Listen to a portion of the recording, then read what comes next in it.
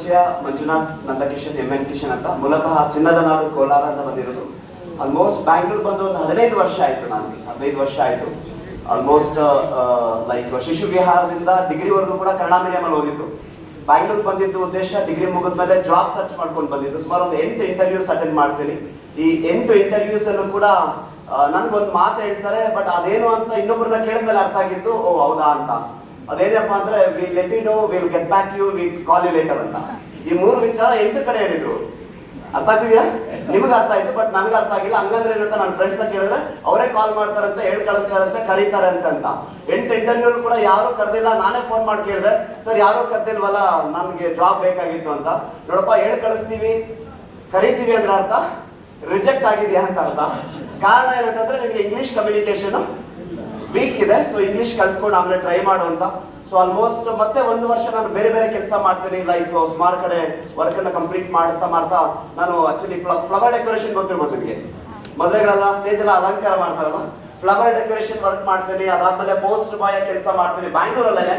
So ಆ ಟೈಮಲ್ಲಿ ಎಲ್ಲನೂ ಕೂಡ ನನಗೆ ಅನಿಸಿದ್ದು ಒಂದೇ, ನಾನು ಅನ್ಕೊಂಡು ಬಂದಿದ್ದು ಬೇರೆ, ಈಗ ನನಗೆ ಆಗ್ತಿರೋದು ಬೇರೆ ಅಂತ. ಬಟ್ ಊರಿಗೆ ಹೋಗ್ಬೇಕಾದ್ರೆ ಮತ್ತೆ ನನ್ನ ಮನಸ್ಸು ಒಪ್ಪಲಿಲ್ಲ. ಯಾಕಂದ್ರೆ ಊರಿಗೆ ಹೋದ್ರೆ ಏನು ಮಾಡೋಕ್ಕಾಗಿಲ್ಲ ಅನ್ನೋ ಮಾತಿರುತ್ತೆ. ಅಲ್ಲಿ ಮಾಡೋಕೆ ಏನೂ ಇಲ್ಲ ಅಂತ ನನಗೂ ಗೊತ್ತು, ಅಲ್ಲಿ ಮಾಡೋದು ಏನಿಲ್ಲ.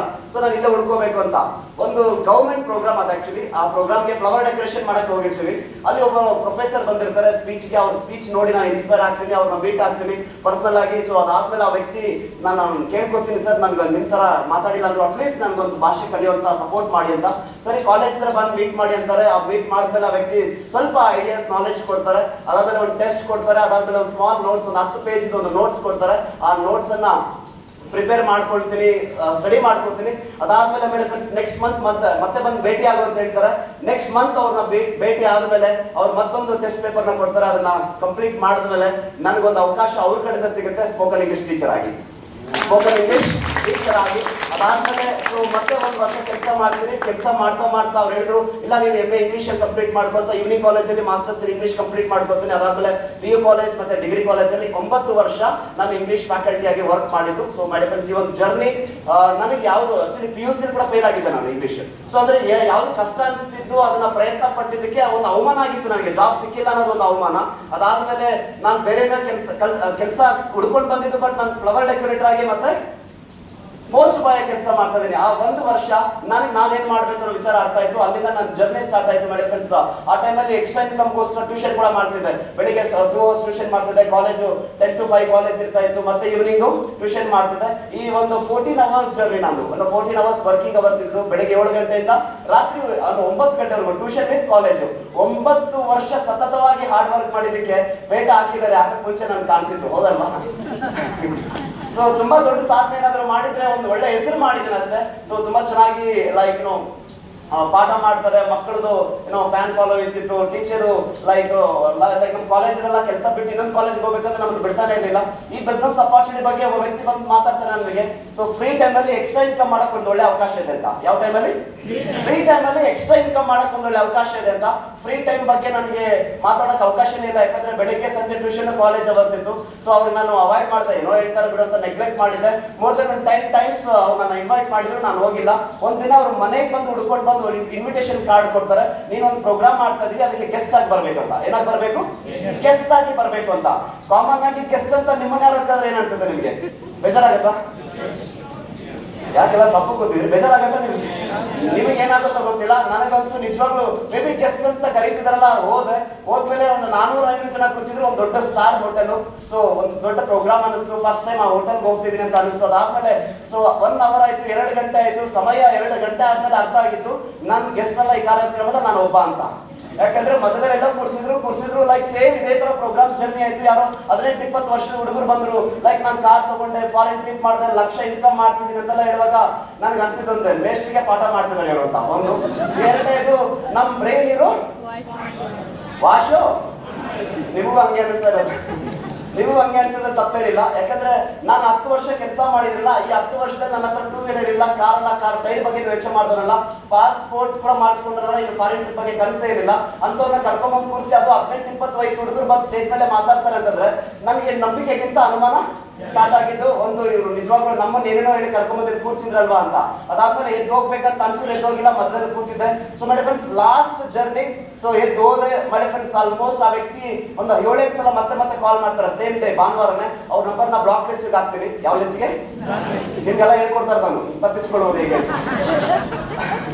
ಸೊ ನಾನು ಬ್ಲಾಕ್ ಲಿಸ್ಟ್ಗೆ ಹಾಕ್ದೆ. ಕಾರಣ ಏನ್ ಗೊತ್ತಾ, ಇಲ್ಲಿ 2 ವಿಷಯ ನಮ್ಮ ತಲೆಗೆ ಹಾಕ್ಬಿಟ್ರಲ್ವಾ. ಯಾವ್ದು 2 ವಿಷಯ? ಒಂದು, ದುಡ್ಡು ಕೊಟ್ಟು ಪ್ರಾಡಕ್ಟ್ ತಗೋಬೇಕು, ತಗೊಂಡಿರೋ ಪ್ರಾಡಕ್ಟ್ ಅನ್ನ ಯೂಸ್ ಮಾಡಬೇಕು, ಯೂಸ್ ಮಾಡಿದ್ಮೇಲೆ ಅಕ್ಕಪಕ್ಕದವ್ರಿಗೆ ಹೇಳ್ಬೇಕು ನಾನ್ ಮೇಷ್ಟ್ರು, ಸೋಪು ಶಾಂಪು ನಾನ್ ಮಾರ್ಬೇಕಾ? ನೋ ಚಾನ್ಸೇ ಇಲ್ಲ, ಬೇಡ, ನನಗಿದೆಲ್ಲ this is not my cup of tea, ಇದು ನನಗೆ ಅವಶ್ಯಕತೆ ಇಲ್ಲ. ಇದೇನೋ ನಾನು ಫ್ರೆಂಡ್ ಹೋಗಿ ಡಿಸ್ಕಸ್ ಮಾಡಿದೆ, ಈ ತರ ಹೋಗಿದ್ದೆ ಕಣ ಅಂತ ಅವ್ರು ಹೇಳಿದ್ರು. ಇಲ್ಲ, ಇದೆಲ್ಲ ನಾನು ನೋಡ್ಬಿಟ್ಟಿದ್ದೀನಿ, ಇದೆಲ್ಲ ನಡೆಯಲ್ಲ, ತುಂಬಾ ಬರೀ ನೆಗೆಟಿವ್ ಹೇಳಿದ್ರು 4-5 ಜನ. ಅವತ್ತು ನಾನು ಡಿಸೈಡ್ ಮಾಡಿದೆ ಈ ದಾರಿ ನನಗಲ್ಲ, ನನಗೆ ಸೂಟ್ ಆಗಲ್ಲ ಅಂತ. ಅವ್ರ ನಂಬರ್ ಬ್ಲಾಕ್ ಲಿಸ್ಟ್ ಹಾಕಿದ್ದೆ. ಅದಾದ್ಮೇಲೆ ನೆಕ್ಸ್ಟ್ ಆಪ್ಷನ್ ಏನ್ ಗೊತ್ತಾ, ನನ್ನ ಮನೆ ಗೊತ್ತಿಲ್ಲ ಅವ್ರಿಗೆ. ಗೊತ್ತಿರೋದು ಯಾವುದು? ಕಾಲೇಜ್. ಉಳ್ಕೊಂಡ್ ಬರ್ತಿದ್ರು ಕಾಲೇಜ್ ಹತ್ರ, ಕಾಲೇಜ್ ಹತ್ರ. ನಮ್ಮ ಸೆಕ್ಯೂರಿಟಿ ಗಾರ್ಡ್ ಫಸ್ಟ್ ಅವ್ರನ್ನೇ ಭೇಟಿ ಆಗ್ಬೇಕಲ್ಲ. ಯಾರು ಬೇಕು ಸರ್? ಇಂಥವ್ರು ಬೇಕು. ಸೊ ಫೋನ್ ಮಾಡಿದ್ರು ನನಗೆ, 1 ಸಲ 2 ಸಲ ಫೋನ್ ಮಾಡಿದ್ರು. ಸರ್ ನಿಮ್ಮನ್ನ ಯಾರೋ ಮೀಟ್ ಆಗಕ್ಕೆ ಬಂದಿದ್ದಾರೆ. ಫಸ್ಟ್ ಟೈಮ್ ನನ್ನ ಕಾಲೇಜ್ ಹತ್ರ ಉಳ್ಕೊಂಡ್ ಬಂದಿರೋ ವ್ಯಕ್ತಿ ಯಾರು ಅಂತ ಕಿಟಕಿನ ನೋಡಿದಾಗ ಇಲ್ಲ ಅಂತ ಹೇಳಿ ಕಳಿಸು, ಇಲ್ಲ ಅಂತ ಹೇಳಿ ಕಳಿಸು. ಮೋರ್ ದನ್ 15 ಡೇಸ್ ಅಲ್ಲಿ 4-5 ಸಲ ಬಂದಿದ್ದಾರೆ. ಪ್ರತಿ ಸಲನೂ ಇಲ್ಲ ಅಂತ ಹೇಳಿ ಕಳಿಸಿದ್ದೀನಿ. ಒಂದು ದಿನ ಸಂಜೆ ಕಾಲೇಜ್ ಮುಗಿಸ್ಕೊಂಡು ವಾಪಸ್ ಹೋಗ್ಬೇಕಾದ್ರೆ ಗೇಟ್ ಹತ್ರ ಸೆಕ್ಯೂರಿಟಿ ಗಾರ್ಡ್ ಕೇಳಿದ್ರು, ಸರ್ ಒಂದು ಮಾತು ಕೇಳ್ತೀನಿ, ತಪ್ಪು ತಿಳ್ಕೊಬೇಡಿ, ಏನಾದ್ರು ಸಾಲ ತಗೊಂಡಿದ್ದಾರೆ ನೀವು ಅಂತ. ಅಷ್ಟು ಸಲ ಬಂದು ಹೋಗ್ತಿದಾರಲ್ಲ ಸರ್, ತಪ್ಪಿಸ್ಕೊಳ್ತಿದ್ರ ನೀವು ಅಂತ. ಆಮೇಲೆ ಅವ್ರು ತಪ್ಪು ತಿಳ್ಕೊಬಾರ್ದಲ್ವಾ, ಅದಕ್ಕೆ ನಾನು ಹೇಳಿದೆ, ಇಲ್ಲ ಕಣಪ್ಪ, ಇದೊಂದು ಬಿಸ್ನೆಸ್ ಎಲ್ಲಿ ನನ್ನ ತಲೆ ತಿಂತಿದ್ದಾರೆ, ಇಷ್ಟೆಲ್ಲ ನಮಗೆ ಟಾರ್ಚರ್ ಕೊಡ್ತಿದ್ರ ಅಂತ. ಆಮೇಲೆ ಅವರು ಲಾಸ್ಟ್ ಒಂದು ಅಡ್ವೈಸ್ ಮಾಡಿದ್ರು, ಸರ್ ನೀವು ಒಳ್ಳೇದಕ್ಕೆ ಒಂದು ಮಾತು ಹೇಳ್ತೀನಿ ಸರ್ ಅಂತ. ಏನ್ ಹೇಳಿ ಅಂದ್ರೆ, ಅಪ್ಪಿತಪ್ಪಿ ಎಲ್ಲಿ ಸೇರ್ಕೊಂಡ್ಬಿಡು ಅಂತ ಹೇಳ್ತಾರೋ ಅನ್ಕೊಂಡಿದ್ದೆ. ಆದ್ರೆ ಅವ್ರೇನ್ ಹೇಳಿದ್ರು ಗೊತ್ತಾ, ಅಪ್ಪಿತಪ್ಪಿ ಅಂತ ಯಾವ್ದನ್ನು ಮಾಡಕ್ ಹೋಗ್ಬೇಡಿ ಸರ್ ಅಂತ. ಅವಾಗ ನಾನು ಹುಷಾರಾದೆ, ಬುದ್ಧಿವಂತ, ಓಕೆ ಗುಡ್ ಅಂತ ಅನಿಸ್ತು. ಅದಾಗಿದ್ದು ಮತ್ತೆ 4-5 ಮಂತ್ಸ್ ಅಲ್ಲಿ ಒಂದು ಫೇಸ್ಬುಕ್ ಅಲ್ಲಿ ನನ್ನ ಫ್ರೆಂಡ್ ಒಂದು ಪೋಸ್ಟ್ ಮಾಡ್ತಾರೆ, ತಾಯ್ನಾಡಿನಿಂದ ಥಾಯ್ಲ್ಯಾಂಡ್ಗೆ ಉಚಿತ ವಿದೇಶ ಪ್ರಯಾಣ ಅಂತ. ನನಗೆ ಖುಷಿ ಆಗ್ಲೇಬೇಕು, ಬಟ್ ನನಗೆ ಖುಷಿ ಆಗಿಲ್ಲ. ಉಚಿತ ವಿದೇಶ ಪ್ರಯಾಣ ಇಲ್ಲೇನೋ ಇರಬೇಕು, ಮೈಂಡ್ ವಾಶ್ ಮಾಡೋ ಪ್ರೋಗ್ರಾಮ್ ಏನೋ ಇರ್ಬೇಕಿಲ್ಲ ಅಂತ ಅನ್ಕೊಂಡೆ. ಬಟ್ ಇದು ಸುಳ್ಳು ಇರ್ಬೇಕು ಅನ್ಕೊಂಡೆ. ಆದ್ರೆ ಒಂದೊಂದು ದಿನದ್ದು, ಒಂದೊಂದು ಗಂಟೆದು ಕೂಡ ಫಾರಿನ್ ಟ್ರಿಪ್ಸ್ ಅಪ್ಡೇಟ್ಸ್ ಅನ್ನ ಫೇಸ್ಬುಕ್ ಅಲ್ಲಿ ಆಗ್ತಾ ಇದ್ರು. ನನಗೆ ಅನ್ಸ್ತಾ ಇತ್ತು ನಾನೇ ಫಾರಿನ್ ಅಲ್ಲಿ ಇದೀನಿ ಅನ್ನೋ ಫೀಲ್ ಆಗ್ತಿತ್ತು. ನನ್ಗೆ ಗೊತ್ತಿರ್ಬೇಕಾದ್ರೆ ವಾಶ್ರೂಮ್ ಬಂದ್ಬಿಟ್ಟಿನೆಲ್ಲ ಹಾಕಿದ್ದಾರೆ ಸರ್ ಫೋಟೋಸ್, ಅಷ್ಟು ಫೋಟೋಸ್ ಹಾಕಿದ್ರು. ಬಟ್ ಹಂಗಂತ ನಾನು ಜಾಯ್ನ್ ಆಗ್ಬೇಕಂತ ಅನ್ಸ್ತಿಲ್ಲ. ಓಕೆ, ಮೇ ಬಿ ಇರ್ಬೋದೇನೋ, ದುಡ್ಡು ಕೊಟ್ಟು ಹೋಗಿದಾರ, ಕಂಪನಿ ಫ್ರೀ, ಅದು ಉಚಿತ ಪ್ರಯಾಣ ಹಾಕಿದ್ರಲ್ಲ, ಮೇ ಬಿ ಇರ್ಬೋದು ಅಂತ ಅನ್ಕೊಂಡೆ. ಅದಾಗಿದ್ದು ಸ್ವಲ್ಪ ದಿನ, ಒಂದು 4-5 ಮಂತ್ಸ್ ಟೈಮ್ ಒಳಗಡೆ ಆ ವ್ಯಕ್ತಿ ಒಂದು ಫ್ಯಾಮಿಲಿ ಜೊತೆಗೆ ಒಂದು ಕಾರ್ ಡೆಲಿವರಿ ಫೋಟೋ ಹಾಕ್ತಾರೆ. ಸೊ ಬಹಳ ಖುಷಿ ಆಗ್ತಿದೆ. ಈ ಬಿಸ್ನೆಸ್ ಮುಖಾಂತರ 3ನೇ ಕನಸು ನನ್ಸಾಗ್ತಿದೆ ಈ ಕಂಪನಿ ಮುಖಾಂತರ ಅಂತ. ಎಲ್ಲ ಒಂದ್ ಕಡೆ ನಾನು ರಿಯಾಲಿಟಿನ ಚೆಕ್ ಮಾಡಬೇಕು, ಇದ್ರ ಬಗ್ಗೆ ತಿಳ್ಕೊಬೇಕಂತ ನೋಡಿದಾಗ, so what is network marketing ಅಂತ ಆಗ್ಲೇ ಮಂಜುನಾಥ್ ಸರ್ ಹೇಳ್ತಾ ಇದ್ರು, ಡೈರೆಕ್ಟ್ ಸೆಲ್ಲಿಂಗ್ ನೆಟ್ವರ್ಕ್ ಮಾರ್ಕೆಟಿಂಗ್ ಬಗ್ಗೆ ಗೂಗಲ್ ಮಾಡಿ ಅಂತ. ಅವಾಗ 4-5 ಜನರದ್ದು ಒಂದು ಸ್ಟೇಟ್ಮೆಂಟ್ ಬಂತು. ಅದು ಅಬ್ದುಲ್ ಕಲಾಂ ಸರ್ದು, ಮತ್ತೆ ಲೈಕ್ ಮೈಕ್ರೋಸಾಫ್ಟ್ ಕಂಪನಿಯ ಯಾರು ಸಿಇಒ ಬಿಲ್ ಗೇಟ್ಸ್, ಅದ್ರ ಜೊತೆಗೆ ರಾಬರ್ಟ್ ಟಿ ಕಿಯೋಸಕಿ ಅಂತ ಒಬ್ಬ ಗ್ರೇಟೆಸ್ಟ್ ಎಕನಾಮಿಸ್ಟ್, ಅರ್ಥಶಾಸ್ತ್ರಜ್ಞ. ಈ 3 ಜನ ಮಾತಾಡ್ತಾರೆ, ನೆಟ್ವರ್ಕ್ ಮಾರ್ಕೆಟಿಂಗ್ ಅಥವಾ ಡೈರೆಕ್ಟ್ ಸೆಲ್ಲಿಂಗ್ ಅನ್ನೋ ಬಿಸ್ನೆಸ್ ಪ್ರಪಂಚದಲ್ಲಿ ಒಬ್ಬ ಆರ್ಡಿನರಿ ಪರ್ಸನ್ಗೆ ರಿಚ್ ಆಗ್ಲಿಕ್ಕೆ, ಗ್ರೋ ಆಗ್ಲಿಕ್ಕೆ ಒಂದು ವಂಡರ್ಫುಲ್ ಅವಕಾಶ ಅಂತ ಮಾತಾಡ್ತಾರಂತ ಮಾತುಗಳು ನಾನು ಕೇಳ್ಪಟ್ಟೆ. ಅವತ್ತು ಅರ್ಥ ಆಯ್ತು. ಸೊ ನಾನು ಬುದ್ಧಿವಂತ ಅನ್ಕೊಂಡೆ, ಆದ್ರೆ ಬುದ್ಧಿ ಇರೋ ದಡ್ಡ ಅಂತ ಅರ್ಥ ಆಯ್ತು. ಯಾಕೆಂದ್ರೆ ಅವ್ರು ಅಷ್ಟು ಸಲ ನನ್ನ ಹಿಂದೆ ಬಂದ್ರಲ್ಲ, ನಾನು ಒಂದ್ಸಲೂ ಕೂಡ ಅವ್ರನ್ನ ಪ್ರಶ್ನೆ ಕೇಳಿಲ್ಲ ಏನ್ ಗ್ಯಾರಂಟಿ ಅಂತ. ನಾವು ಒಂದು ಪ್ರಶ್ನೆ ಕೇಳಿಲ್ಲ, ನೀನ್ ನಿಂತ್ಕೊಳ್ತಿ ಅಂದ್ರೆ ನಾನು ನಿನ್ ಜೊತೆ ಸಾಥ್ ಕೊಡ್ತೀನಿ, ನಾನು ಒಟ್ಟಲ್ಲಿ ಬೆಳಿಬೇಕು ಅನ್ನೋ ಒಂದು ಕಾನ್ಫಿಡೆನ್ಸ್ ಇಂದ ನಾನು ಕೇಳಿಲ್ಲ. ಯಾಕಂದ್ರೆ ನಂಬಿಕೆ ಮೇಲೆ ಅನುಮಾನದ ಮೇಲೆ ನಂಬಿಕೆ.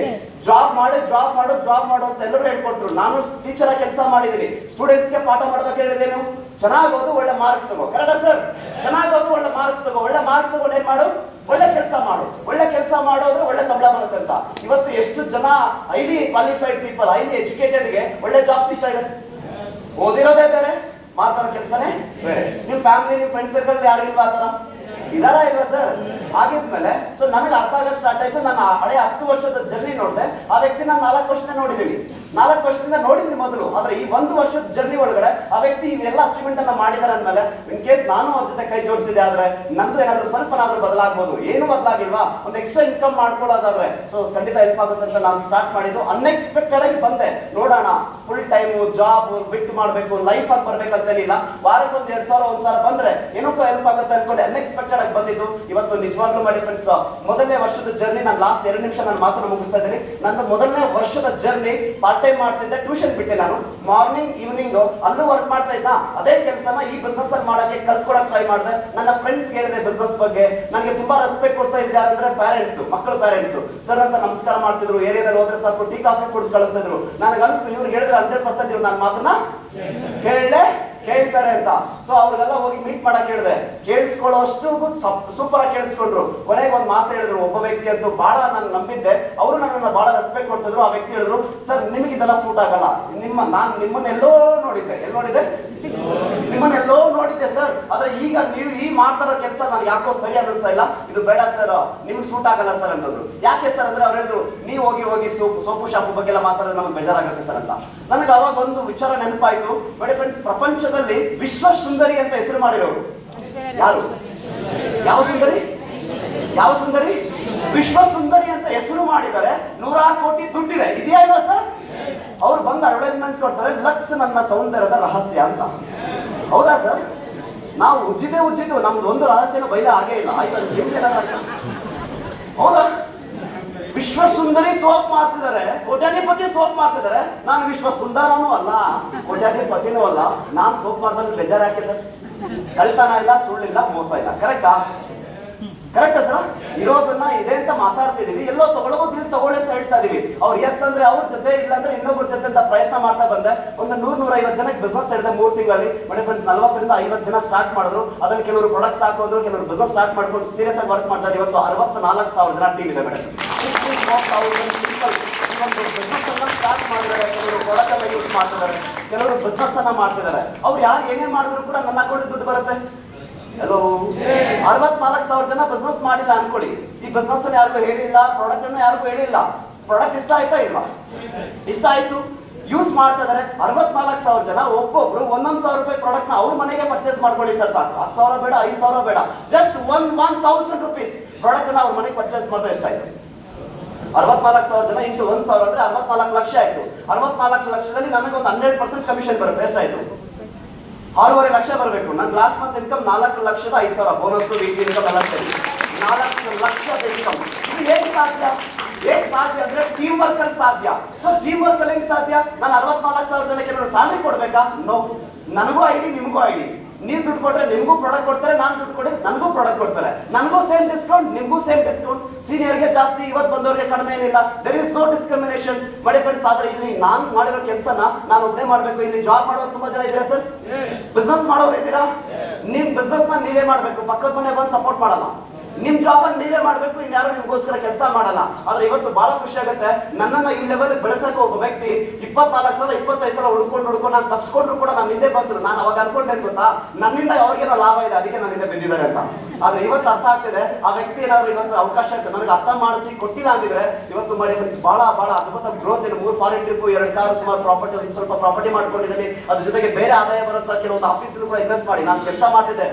ಸ್ಪೋಕನ್ ಇಂಗ್ಲಿಷ್ ಟೀಚರ್ ಆಗಿ. ಇನ್ಸ್ಟಿಟ್ಯೂಟ್ ಇತ್ತು, ಕಂಪ್ಯೂಟರ್ ಕೋಚಿಂಗ್ ಇನ್ಸ್ಟಿಟ್ಯೂಟ್ ಇತ್ತು. ನಾನು ಅದರ ಸ್ವಂತ ಮಾಡ್ಬೇಕನ್ನೋ ಆಸೆ ಇತ್ತು. ಆದ್ರೆ ಲೈಫ್ ಅಲ್ಲಿ ನಡೆಯಲ್ಲ ಬಿಡು, 10 ಲಕ್ಷ 20 ಲಕ್ಷ ಬಂಡವಾಳ ಹಾಕಕ್ಕಿಲ್ಲ ಅಂತ ನಮ್ಮ ಕೈಯಲ್ಲಿ. ಚೀಟಿ ಬಾಡಿಗೆ ಕಟ್ಟಕ್ ಆಗಲ್ಲ ಅನ್ನೋರಿಗೆ ಇವೆಲ್ಲ ಸ್ವಂತ ಬಂಡವಾಳ ಹಾಕೋ ಅವಶ್ಯಕತೆ ಇಲ್ಲ, ಆಗಲ್ಲ ಅಂತ ಅನ್ಕೊಂಡೆ. ಆ ತರದ 2 ಆಫೀಸ್ ಮಾಡ್ಕೊಂಡು ಅದಕ್ಕೆಲ್ಲ ಕಾರಣ ಈ ಬಿಸ್ನೆಸ್ ಮಾಡಿದೆ. ಈ ಬಿಸ್ನೆಸ್ ನಾನು ಒಂದು ನಿಮಗೆ ಹೇಳಕ್ ಇಷ್ಟಪಡ್ತೀನಿ. ಲಾಸ್ಟ್ ಪಾಯಿಂಟ್ ಏನಂತಂದ್ರೆ ನೆಟ್ವರ್ಕ್ ಮಾರ್ಕೆಟಿಂಗ್. ಮಾರ್ಕೆಟಿಂಗ್ ಅಂದ್ರೆ ಜನಕ್ಕೆ ಆಗಲ್ಲ, ಹೌದಾ ಇಲ್ವಾ? ಹಲೋ, ಮಾರ್ಕೆಟಿಂಗ್ ಅಂದ್ರೆ ಜನಕ್ಕೆ ಆಗಲ್ಲ. ಅಂದ್ರೆ ನಾವು ಮಾರ್ಕೆಟಿಂಗ್ ಮಾಡಬಾರ್ದು, ನಮ್ಮನ್ನೇ ಮಾರ್ಕೊಂಡ್ಬಿಡೋದು ಅಂತ. ಹಲೋ, ನಾನು ಮೊಬೈಲ್ ಕೊಟ್ಟೆ ಸರ್, ಸೇಲ್ ಮಾಡ್ಕೊಂಡ್ ಬಂದಿದ್ದೆ. ನನಗೆ ಸೇಲ್ ಅಲ್ಲ, ಇಷ್ಟ ಅಲ್ಲ. ಮತ್ತೇನಪ್ಪ ಆಗ್ತೀಯಾ? ನಾನೇ ಸೇಲ್ ಆಗ್ಬಿಡ್ತೀನಿ ಸರ್ 20,000 ರೂಪಾಯಿಗೆ. ನನಗೆ 20,000 ರೂಪಾಯಿ ಸಂಬಳ ಕೊಟ್ಟರೆ ನನ್ನ ತನು ಮನ ಧನ ಎಲ್ಲ ಅವ್ರ ಹತ್ರ ಇರುತ್ತೆ. ಕರೆಕ್ಟ್ ಅಲ್ಲ ಸರ್? ಕರೆಕ್ಟ್ ಅಲ್ವಾ? ನನ್ನ ಜಾಬ್ ಕೊಟ್ಟರು, ನನ್ನ ಹೆಂಡತಿ ನನ್ನ ಮಕ್ಕಳನ್ನ ಕರ್ಕೊಂಡು ನಾನು 1 ವಾರ ಟ್ರಿಪ್ ಹೋಗ್ಬೇಕಾದ್ರೆ ಯಾರು ಪರ್ಮಿಷನ್ ಬೇಕು ಸರ್? ಬಾಸ. ನಾನು ಹೇಳಿದ್ದು ಬಾಸ್ ಹೆಂಡತಿ ಮಕ್ಕಳಲ್ಲ ಸರ್, ನನ್ನ ಹೆಂಡತಿ ನನ್ನ ಮಕ್ಕಳು ತಗೊಳ್ಳೇಬೇಕಾ? ಇವತ್ತು MN ಕಿಶನ್ ಈ ಬಿಸ್ನೆಸ್ ನ ಸ್ಟಾರ್ಟ್ ಮಾಡಿ 7 ವರ್ಷ ಕಂಪ್ಲೀಟ್ ಆಯ್ತು. 8 ವರ್ಷ 1 ತಿಂಗಳು ಮೊಬೈಲ್ ಸ್ವಿಚ್ ಆಫ್ ಮಾಡಿ ಫಾರಿನ್ ಟ್ರಿಪ್ ಹೋದ್ರು ಕೂಡ ನನ್ನ 3ರಿಂದ 4 ಲಕ್ಷ ರೂಪಾಯಿ ಇನ್ಕಮ್ ಮಾಡೇ ಬೇಗ ಅರ್ಥ ಆಗಲ್ಲ. ಯಾಕೆ ಅರ್ಥ ಆಗಲ್ಲ ಗೊತ್ತಾ? ಯಾಕೆ ಇಷ್ಟ ಆಗಲ್ಲ ಗೊತ್ತಾ? ನನಗೂ ಇಷ್ಟ ಯಾಕೆ ಆಗಿಲ್ಲ ಅಂತ ನಿಮ್ಗೆ ಹೇಳ್ಬಿಡ್ತೀನಿ. ಆಮೇಲೆ ನಿಮ್ಗೆ ಇಷ್ಟ ಆಯ್ತಾ ಇಲ್ವಾ ಕಷ್ಟನ ನೀವೇ ಡಿಸೈಡ್ ಮಾಡ್ಕೊಳ್ಳಿ. ಕರೆದು ನಾವ್ ಹೇಳ್ತಾ ಇದೀವಲ್ಲ ಅದಕ್ಕೆ. ಹಲೋ, ಕರೆದು ನಾವೇ ಹೇಳ್ತಾ ಇದೀವಲ್ಲ, ಹಿಂಗೇನ್ ಅನ್ಸುತ್ತೆ ಗೊತ್ತಾ? ಇವ್ರು ಬಿಲ್ಡಪ್ ಕೊಟ್ಕೋತಾರೆ ಅನ್ಸುತ್ತೆ. ಇಲ್ಲೆಲ್ಲ ನಿಜವಾಗ್ಲೂ ಇವ್ರದೇನೋ ಸೂಟು ಅನ್ಸ್ಬಿಡುತ್ತೆ ಕೆಲವೊಂದ್ಸಲ. ಇಷ್ಟೊಂದು ಸೆಕೆಂಡ್ ಸೂಟ್ ಹಾಕಿದ್ರೆ ಮೇಬಿ ಲೈಫಲ್ಲಿ ಯಾವತ್ತು ಸೂಟ್ ಹಾಕಿಲ್ವೇನೋ ಅನ್ಸುತ್ತೆ. ಬಟ್ ಒಂದು ಸತ್ಯ ಇದೆ, ಇವತ್ತು ಯಾರೆಲ್ಲ ನೋಡಿದ್ರಿ ಪ್ರತಿಯೊಂದನ್ನು ಕೂಡ ಸತ್ಯ ಮಾಡಿ ಫ್ರೆಂಡ್ಸ್. ನೆಟ್ವರ್ಕ್ ಮಾರ್ಕೆಟಿಂಗ್ ಅನ್ನೋದು ಒಂದು ಹೊಸ ಬಿಸ್ನೆಸ್ ಮಾಡೆಲ್. ಇದು ಮಾರುಕಟ್ಟೆ ಪದ್ಧತಿ, ಹೊಸ ಮಾರುಕಟ್ಟೆ ಪದ್ಧತಿ. ಮಾರ್ಕೆಟಿಂಗ್ ಅಂದ್ರೆ ನೀವು ಸೋಪು ಶಾಂಪು ತಲೆ ಮೇಲೆ ಇಟ್ಕೊಂಡು ಬುಟ್ಟಿ ಇಟ್ಕೊಂಡು ಸೇಲ್ ಮಾಡೋ ಅವಶ್ಯಕತೆ ಇಲ್ಲ, ಅಥವಾ ಅಂಗಡಿ ಇಟ್ಕೊಂಡು ಸೇಲ್ ಮಾಡೋ ಅವಶ್ಯಕತೆ ಇಲ್ಲ. ನಾನು ಒಂದು ಎಕ್ಸಾಂಪಲ್ ಕೊಡ್ತೀನಿ, ಈ ಬಿಸ್ನೆಸ್ ಹೆಂಗ್ ವರ್ಕ್ ಆಗುತ್ತೆ ಅಂತ. ಮೇಡಮ್, ಇಷ್ಟ ಆಗಿರೋದನ್ನ ಅಥವಾ ಇಷ್ಟ ಆಗದೆ ಇರೋದನ್ನ ಒಂದು 4 ಜನ ಕೇಳಿರೋ ಅಭ್ಯಾಸ ಯಾರಿಗಾದ್ರು ಇದೆಯಾ? ಬಾಯ್ಸ್ ಎಲ್ಲ ಮಾತಾಡಲ್ಲ, ಜೆಂಟ್ಸ್. ಇಷ್ಟ ಆಗಿರೋದನ್ನ ಇನ್ನೊಬ್ರಿಗೆ ಹೇಳ್ತೀವಿ ಇದು ಚೆನ್ನಾಗಿದೆ ಅಂತ. ಇನ್ ಕೇಸ್ ಅದು ಇಷ್ಟ ಆಗಿಲ್ಲ ಅಂದ್ರೆ, ಫಾರ್ ಎಕ್ಸಾಂಪಲ್ ಒಬ್ಬ ಡಾಕ್ಟರ್ ಪರವಾಗಿಲ್ಲ ಒಳ್ಳೆ ಟ್ರೀಟ್ಮೆಂಟ್ ಕೊಡ್ತಾರೆ ಅಂದ್ರೆ ನಾವ್ ಹೇಳ್ತೀವಿ ಇಲ್ಲ ಇಂಥ ಡಾಕ್ಟರ್ ಕೈಗುಣ ಮೆಡಿಸಿನ್ ಇಂದ ವಾಸಿ ಆಗಿಲ್ಲ ಅಂದ್ರೆ ಅವ್ರ ಕೈಗುಣ ಸಾಕಪ್ಪ ವಾಸಿ ಆಗ್ಬಿಡುತ್ತೆ ಅಂತ. ಹೌದಾ ಸರ್? ನಾನು ಹೋದೆ ಟ್ರೀಟ್ಮೆಂಟ್ಗೆ 5,000 ಬಿಲ್ ಮಾಡಿದ್ರು, ಹೇಳಿದ್ ನೀವು, ನಾನು ಹೋದೆ 5,000 ತಗೊಂಡಿದ್ದವರು. Correct sir? ನಿಮ್ಗೆ ಎಷ್ಟು ಕಮಿಷನ್? No commission. ನಾನು ಲೆಕ್ಚರರ್, ಎಷ್ಟೋ ಜನ ಸ್ಟೂಡೆಂಟ್ಸ್ ಪೇರೆಂಟ್ಸ್ ಕೇಳಿದ್ದಾರೆ, ಸರ್ ನನ್ನ ಮಗನಿಗೆ SLC ಮುಗಿತು, ವಾಟ್ ನೆಕ್ಸ್ಟ್? PUC ಮುಗಿತು, ಯಾವ ಕಾಲೇಜ್ ಬೆಸ್ಟ್ ಇದೆ ಅಂತ. ನಾನು ಇಂಥ ಕಾಲೇಜ್ ಚೆನ್ನಾಗಿದೆ, ಇಂಥ ಕೋರ್ಸ್ ಚೆನ್ನಾಗಿದೆ ಅಂತ ಹೇಳಿದೆ. ಫೀಸ್ ತಗೊಂಡು 2 ಲಕ್ಷ. ಫೀಸ್ ತಗೊಂಡ್ರು 2 ಲಕ್ಷ. ನಾನು ಹೇಳಿದೆ ಚೆನ್ನಾಗಿದೆ ಅಂತ, ನೀವು ಕಟ್ಟಿದ್ರೆ 2 ಲಕ್ಷ ತಗೊಂಡಿದ್ದ ಅವರು. ನನಗೆ 10% ಕಮಿಷನ್ ಬಂದಿಲ್ಲ. ಬಂದ್ರೆ ಎಷ್ಟು ಸರ್ 10% ಕಮಿಷನ್ ಅಂದ್ರೆ? 2 ಲಕ್ಷದಲ್ಲಿ 10% ಅಂದ್ರೆ ಎಷ್ಟು? 20,000 ರೂಪಾಯಿ ಒಂದು ಅಡ್ಮಿಷನ್ಗೆ ನಾನು ಕಮಿಷನ್ ಕೊಟ್ರೆ ನಾನು ನಾಳೆ ಏನ್ ಮಾಡ್ತೀನಿ? ಕೆಲಸ ಬಿಟ್ಟು 4 ಅಡ್ಮಿಷನ್ ಮಾಡಿಸ್ತೀನಿ ತಿಂಗಳಿಗೆ. ಕೇಳಲ್ಲ ಸರ್? 1 ಲಕ್ಷ ಮಾಡ್ಕೊಂಡ್ಬಿಡ್ತೀನಿ. ಬಟ್ ಯಾರು ಕೊಡ್ತಾ ಇಲ್ಲ. ಒಳ್ಳೆ ಸಿನಿಮಾ ಚೆನ್ನಾಗಿದೆ ಅಂತ ಹೇಳ್ತೀವಿ, ಬಟ್ ಬಾಯಿ ಮಾತಿನ ಪ್ರಚಾರದಿಂದ ವ್ಯಾಪಾರ ವ್ಯವಹಾರ ನಡೀತಾ ಇದೆ, ನಮಗೆ ಲಾಭ ಇಲ್ಲ. ಆದ್ರೆ ನೆಟ್ವರ್ಕ್ ಮಾರ್ಕೆಟಿಂಗು ಟ್ರೆಡಿಷನಲ್ ಮಾರ್ಕೆಟಿಂಗು ಒಂದು ಅದ್ಭುತ ವ್ಯತ್ಯಾಸ ಇದೆ. ಒಂದು ಉತ್ಪಾದಕನಿಂದ ಗ್ರಾಹಕನಿಗೆ 1 ಲೀಟರ್ ಮಿನರಲ್ ವಾಟರ್ ತಗೊಳ್ಳಿ ಸರ್, 1 ಲೀಟರ್ ವಾಟರ್ ಬಾಟಲ್ ತಗೊಳ್ಳಿ, MRP 20 ರೂಪಾಯಿ ಇದೆ. S R no? 20 ರೂಪಾಯಿ ಬಾಟಲ್ ಕಾಸ್ಟ್ ಇದೆ. ಅದು ತಯಾರಾಗೋ ಬೆಲೆನೇ ಬೇರೆ, ಮಾರಾಟ ಆಗ್ತಾರೋ ಬೆಲೆನೇ ಬೇರೆ. ಬಟ್ ತಯಾರಾಗಬೇಕಾದ್ರೆ 4 ರಿಂದ 5 ರೂಪಾಯಿ. ಅಲ್ಲಿಂದ ಒಬ್ಬ ಡೀಲರ್ ಬರುತ್ತೆ, ಡಿಸ್ಟ್ರಿಬ್ಯೂಟರ್ ಬರುತ್ತೆ, ಸ್ಟಾಕಿಸ್ಟ್ ಬರುತ್ತೆ, ಅದಾದ್ಮೇಲೆ ಟಿವಿ ಚಾನಲ್ ಅಡ್ವರ್ಟೈಸ್ಮೆಂಟ್ ಬರುತ್ತೆ, ಮತ್ತೆ ಮಧ್ಯವರ್ತಿಗಳು ಸೆಲೆಬ್ರಿಟಿಗಳೆಲ್ಲ ಬಂದು ಹೇಳ್ತಾರೆ. ಇವ್ರು ಯಾರು ಪುಕ್ಸಟ್ಟೆ ಹೇಳ್ತಾ ಇಲ್ಲ, ಬಟ್ ಇವರಿಗೆ ದುಡ್ಡು ಕೊಡ್ತಿದ್ದಾರೆ. ಆದ್ರೆ ಒಂದು ಬಾಟಲ್ಗೆ 4 ರಿಂದ 5 ರೂಪಾಯಿ, ಬಟ್ ಮಾರಾಟ ಆಗ್ತಿರೋದು 20 ರೂಪಾಯಿ. ಅಂದ್ರೆ ಅವ್ರ ಲಾಭ 10 ರೂಪಾಯಿ ಇಟ್ಕೊಳ್ಳೋಣ. 5 ರೂಪಾಯಿ ಬಂಡವಾಳ, 5 ರೂಪಾಯಿ ಲಾಭ. ನಿಜವಾದ ಬೆಲೆ ಎಷ್ಟು ಸರ್? 10 ರೂಪಾಯಿ. ಬಟ್ ಕೊಡ್ತಾರದು ಎಷ್ಟು? ನಾನು ನೀವು 20 ರೂಪಾಯಿ. ಅರ್ಧ ಅಂದ್ರೆ 10 ರೂಪಾಯಿ ಜಾಸ್ತಿ ಕೊಟ್ಟಿದೀವಿ. 10 ರೂಪಾಯಿ is not a big money, 10 rupees is not a big money. But ಇಡೀ ಭಾರತ ದೇಶದಲ್ಲಿ ಒಂದು ದಿನಕ್ಕೆ ಎಷ್ಟು ಲೀಟರ್ ನೀರು ಸೇಲ್ ಆಗ್ತಾ ಇದೆ? ಹಲೋ, ದುಡ್ಡು ಬೇಕಾ? ಶ್ರೀಮಂತರಾಗಬೇಕಾದ್ರೆ ಆಸೆ ಇದೆಯಾ? ನಾನು ಕೆಲವೊಂದು ಪ್ರಶ್ನೆ ಕೇಳ್ತೀನಿ, ಹಿಂದ್ಗಡೆ ಇರೋ ತುಂಬಾ ಮೌನಾಚರಣೆ ಮಾಡ್ತಾ ಇದ್ದೀರಾ. ಸರ್, ಜೀವನದಲ್ಲಿ ಚೆನ್ನಾಗಿರ್ಬೇಕು, ಹಣ ಮಾಡಬೇಕು, ಹ್ಯಾಪಿ ಲೈಫ್ ಅನ್ನ ಲೀಡ್ ಮಾಡಬೇಕು, ಕನಸುಗಳನ್ನ ನನ್ಸ್ ಮಾಡ್ಕೋಬೇಕು, ಅಪ್ಪ ಅಮ್ಮ ಹೆಂಡತಿ ಮಕ್ಕಳು ಫ್ಯಾಮಿಲಿಗೆ ಒಂದು ಬ್ಯೂಟಿಫುಲ್ ಲೈಫ್ ಕೊಡ್ಬೇಕು ಅಂತ ಆಸೆ ಎಷ್ಟು ಜನಕ್ಕೆ ಇದೆ? ಎಲ್ಲರಿಗೂ ಇದೆಯಾ? ಹಂಗೆ ಕೈ ಇಟ್ಕೊಳ್ಳಿ ಪ್ಲೀಸ್, ಕೈ ಇಟ್ಕೊಳ್ಳಿ. ಕೈ ಇಟ್ಕೊಳ್ಳದೆ ಕಷ್ಟ ಅಂದ್ರೆ ಜೀವನದಲ್ಲಿ ಸಾಧನೆ ಮಾಡೋದು ಇನ್ನೂ ಕಷ್ಟ. ಹೌದಾ ಇಲ್ವಾ? ಹಂಗೆ ಕೈ ಇಟ್ಕೊಳ್ಳಿ. ನನಗೊಂದು ಪ್ರಶ್ನೆ, ನೀವು ಮಾಡ್ತಾ ಇರೋಂಥ ಆದಾಯ, ಕೆಲಸ, ಅದ್ರಲ್ಲಿ ಬರ್ತಾರಂತ ಆದಾಯ, ನಿಮ್ಮ ಕನಸುಗಳು ನಿಮ್ಮ ಖರ್ಚುಗಳು ಮ್ಯಾಚ್ ಆಗ್ತಾ ಇದೆಯಾ? ಮ್ಯಾಚ್ ಆಗ್ತಿದ್ಯಾ? ಹಾಗೆ ಉಳಿತಾ ಇದೆಯಾ? ಉಳಿದಿದ್ರೆ ನನ್ನ ಅಕೌಂಟ್ ನಂಬರ್ ಕೊಡ್ತೀನಿ, ಟ್ರಾನ್ಸ್ಫರ್ ಮಾಡಿ. ಸಾಕಾಗ್ತಿಲ್ಲ ಅಂದ್ರೆ ಈ ಕಂಪನಿಗೆ ನಿಮ್ಮ ಅಕೌಂಟ್ ನಂಬರ್ ಕೊಡಿ, ಇವ್ರು ಕಳ್ಸಕ್ ರೆಡಿ ಇದ್ದಾರೆ. ಅದೇ ರೆಡಿ. ಈ ನೆಟ್ವರ್ಕ್ ಮಾರ್ಕೆಟಿಂಗ್ ಅಂದ್ರೆ ಯಾವುದೇ ಮಧ್ಯವರ್ತಿಗಳು, ಡೀಲರ್ ಇಲ್ದಿರ ಜನರೇ ಸೇರ್ಕೊಂಡು ಬಾಯಿ ಮಾತಿನ ಪ್ರಚಾರದ ಮುಖಾಂತರ ಮಾಡುವಂತ ವ್ಯವಹಾರ. ಸೊ ಹಾಗಾಗಿ ತುಂಬಾ ಅದ್ಭುತ ಅವಕಾಶ ಇದೆ. ನೆಟ್ವರ್ಕ್ ಮಾರ್ಕೆಟಿಂಗ್ ಫ್ಯೂಚರ್ ಇಂಡಸ್ಟ್ರಿ ಇದೆ. 1980ರಲ್ಲಿ ಆಟೋಮೊಬೈಲ್ ಇಂಡಸ್ಟ್ರಿ ಬೂಮ್ ಆಗಿದ್ದು. ಅವತ್ತು ಯಾರು ಕೈ ಹಾಕಿದ್ರು, ಅವ್ರು ದುಡ್ಡು ಮಾಡಿದ್ರು. ಆ ಇಂಡಸ್ಟ್ರಿ ಬೆಳೀತಾ ಬೆಳೀತಾ ಇನ್ನೊಂದು ಇಂಡಸ್ಟ್ರಿ ಬಂತು, ಸಾಫ್ಟ್ವೇರ್ ಇಂಡಸ್ಟ್ರಿ. 90s ಇಂದ 2000ಗೆ ಸಾಫ್ಟ್ವೇರ್ ಇಂಡಸ್ಟ್ರಿ ಬೆಳೀತು. 2000 ರಿಯಲ್ ಎಸ್ಟೇಟ್ ಬೆಳೀತು. ಸಾಫ್ಟ್ವೇರ್ ಗಿಂತ ತುಂಬಾ ದುಡ್ಡು. ಲೈಕ್ ನಮ್ಮ ಬಿಲ್ ಗೇಟ್ಸ್ ಸಾಫ್ಟ್ವೇರ್ ಇಂಡಸ್ಟ್ರಿ ಬೆಳೆದಿದ್ದು. ಇನ್ಫೋಸಿಸ್, ನಾರಾಯಣ ಮೂರ್ತಿ ಅವರು ಸಾಫ್ಟ್ವೇರ್ ಅಲ್ಲಿ ಬೆಳೆದಿದ್ದು. ಅವ್ರಿಗಿಂತ ಹೆಚ್ಚಾಗಿ ದುಡ್ಡು ಮಾಡಿದ್ದಾರೆ ಗೊತ್ತಾ? ವಾರನ್ ಬಫೆಟ್ ರಿಯಲ್ ಎಸ್ಟೇಟ್ ಅಲ್ಲಿ. ಅದಾದ್ಮೇಲೆ ಬೆಳೆದಿದ್ದು ಇ ಕಾಮರ್ಸ್ ಇಂಡಸ್ಟ್ರಿ. 2000ರಿಂದ 2010ರಲ್ಲಿ ಬೆಳೆದಂತ ಇಂಡಸ್ಟ್ರಿ ಯಾವುದು ಅಂದ್ರೆ ಅದು ಇ ಕಾಮರ್ಸ್. ಇ ಕಾಮರ್ಸ್ ಅಂದ್ರೆ ಏನು? ಆನ್ಲೈನ್, ಅಮೆಝಾನ್, ಫ್ಲಿಪ್ಕಾರ್ಟ್, ಈ ತರದ್ದು. ಪ್ರಪಂಚದ ಶ್ರೀಮಂತ ವ್ಯಕ್ತಿ ಯಾರು ಅಂತ ನೀವೇನಾದ್ರು ಗೂಗಲ್ ಮಾಡಿದ್ರೆ 2ನೇ ಲಿಸ್ಟ್ ಅಲ್ಲಿ ಬರ್ತಾರೆ Jeff Bezos, Amazon company owner. Single product manufacturing ಇಲ್ಲ ಅವರು. ಯಾವ್ದೋ ತಯಾರು ಮಾಡ್ತಾರೆ, ಇನ್ಯಾರೋ ಮಾರಾಟ ತಗೊಳ್ತಾರೆ. ಸೊ ಜಸ್ಟ್ ಮಧ್ಯದಲ್ಲಿ ಕೈನ ಬದಲಾಯಿಸುವಂತ ಕೆಲಸ ಮಾಡ್ತಾರೆ, ದುಡ್ಡು ಮಾಡ್ತಿದ್ದಾರೆ.